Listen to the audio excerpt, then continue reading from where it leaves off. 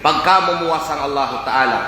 Kita, amay kamainang kita ng matay sa publiko, magkadamdam ta, mamumuwapasan kapag unawa ko, mamumuwa ko sining sa kilid ko, yaning sa adapan ko, yaning mga utawad eh. Wa mo ba kalong yung ginawa mo abir matay sa gid?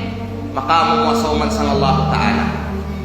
Magayin lang ako ng kadusan, magayin lang ako ng iharam na, magapanlibak ako, magapanapad ako, magapaningag ako ng music, magadadariwatik ako magsayaw-sayaw, unong paasan, magapus ako ng haram-asan, waba mo padumdum na sinya ng mga wakto magalongkaw, makamumuwasaw man sang Allah Ta'ala. Nayaring pagkamumuwas ang Allah Ta'ala, dahil yanin maaon na batasan ng utaw na mukmin, kaya yanin pagkamumuwas ang Allah Ta'ala, yanin pagkatawag na al-haya, ng pasagaw ng Rasul sallallahu alaihi wasallam, al-haya'u syu'batun minal iman. Yan pegatawag lang na napagkamumuha, parte yan na pegatawag na pagpamaratyaya ka na Allah Ta'ala. Na yung panginang ng kadusan ni Muslim, dakwaman nyo na utakbini, sang sikreto man o labid na sang publiko, tandayan ng kaumay o katakbibi na muwanan sang Allah Ta'ala. Na yung utaw na waga ni pagkakamumuha sang Allah Ta'ala, amamumuha bayan sang kapagagdan manusya. Malik kita sang Allah Ta'ala sang pigapanlaw ta. Malik kita sang Allah Ta'ala sang pigapanggubog ta. Malik kita sang Allah Ta'ala sang pigapitik ng kalatan mayong mga pangatayan.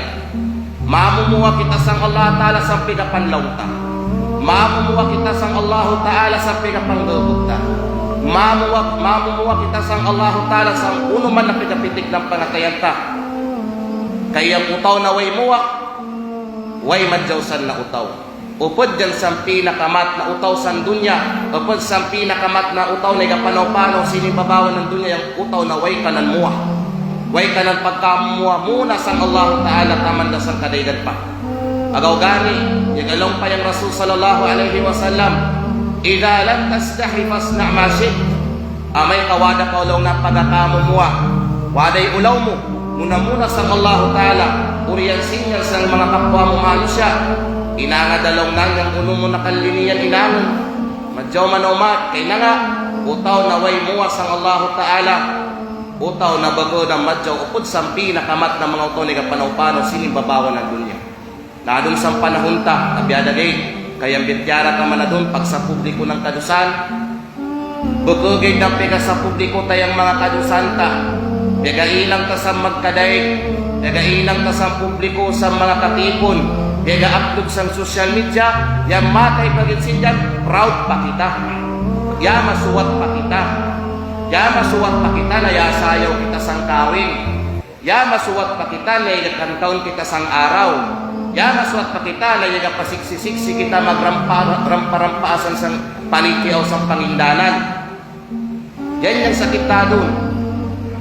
Wala gani ka mumuha, proud pag yun, ya masuwat pag yun, garko pag yun na ninyan, tadamihan lang ng Allah Ta'ala. Unuman na kadusan, unuman na isat na ng Allah Ta'ala, di yan kailanman din ikasuwat, di yan din ika-proud, di yan din ika-garbo, dahil yan ikamumuha, dahil yan ikamumuha, dahil yan ikaulaw. Yan dapat pagdating sa mga kadusan, o tadumi, na yung Allah Ta'ala yada kita, yung Allah Ta'ala sangat na yada kita, yung Allah Ta'ala sangat na yada dinod, o yung Allah Ta'ala sangat na yada katigam ng kanatan mayong mga dubukan o mga lihok.